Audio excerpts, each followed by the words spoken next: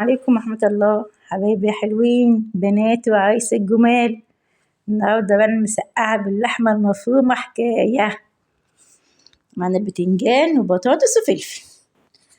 حطينا اللحمة، حبة زيت، حتة سمنة، حتة دهنة، كل واحد على ذوق. أنا طبعا حطيت حبة زيت ذرة.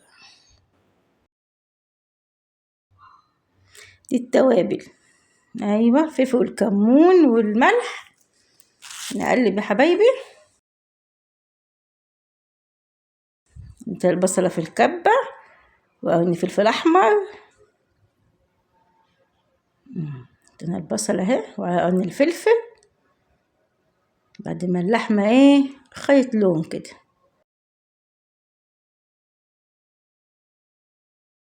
ونقلب مع بعض. ربع كيلو لحمة، خلي بالكوا، ولا نص ولا بتاع، ربع كيلو لحمة عمل صينية حكاية. حطينا على الطماطم بتاعتنا. طبعا الطماطم بسبكها وبحطها في الفريزر، وانا حابة اوريكم تسبيك الطماطم ازاي في حلقة من الحلقات ان شاء الله. نقلب.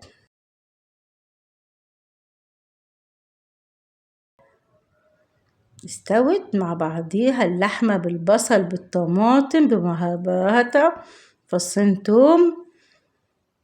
ايوه جميلة. نطفي بقى البوتاجاز، نقلي البطاطس.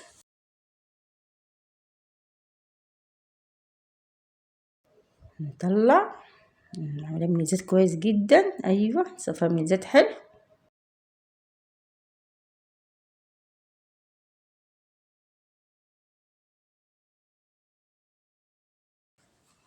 نحط البتنجان بتاعنا،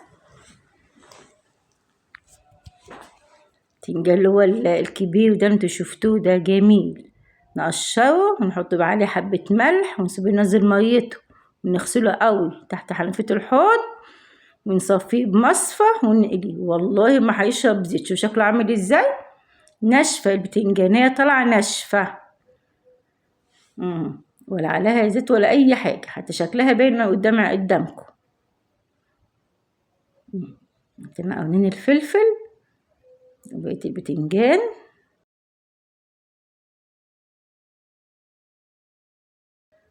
يلا اطلعي، يلا. ايوه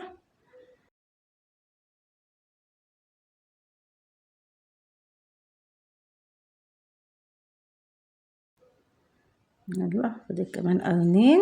ايوه دي الصينية بتاعتنا اللي هنحط فيها المسقعة.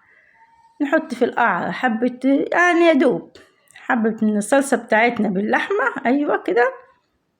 النص بقى البتنجان بتاعنا. ايوه كمان واحدة، كمل رصتنا.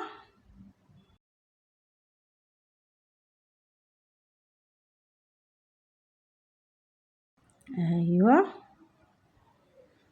هنحط بقى طبقة من الصلصة باللحمة احنا عاملينها. نحط طبقة حلوة.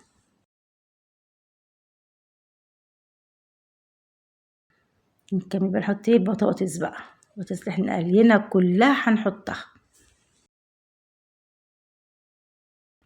ايوه عشوائي كده، ناخد من البتاع ونص عشوائي.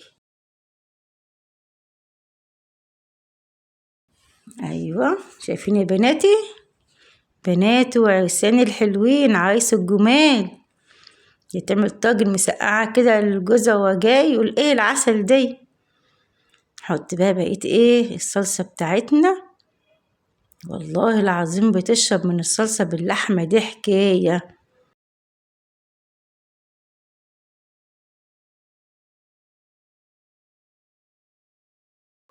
انا عارفة الكل بيعرف يطبخ وكل بيخش المطبخ وبتعمله احلى واجمل اكل، بس انا عاملة زي ما قلت لكم مين العرايس الجداد بنات الجداد كده يعني.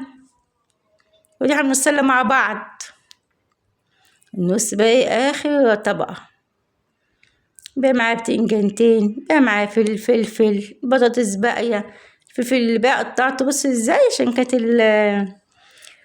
البتاعات تخينة شوية وكبيرة قطعتها كل واحدة نصين نصين نصين قرون الفلفل دي، وبقيت اللحمة كلها أحطها على الوش. بقى الصلصة كلها بتاعتي أهي، ندخلها فرن البوتاجاز نص ساعة بالظبط مع نار متوسطة ونطلعها. اهي ندخلها نص ساعة. شفتوا الجمال؟ والله يا حبايبي بألف هنا وشفا، حكاية بجد.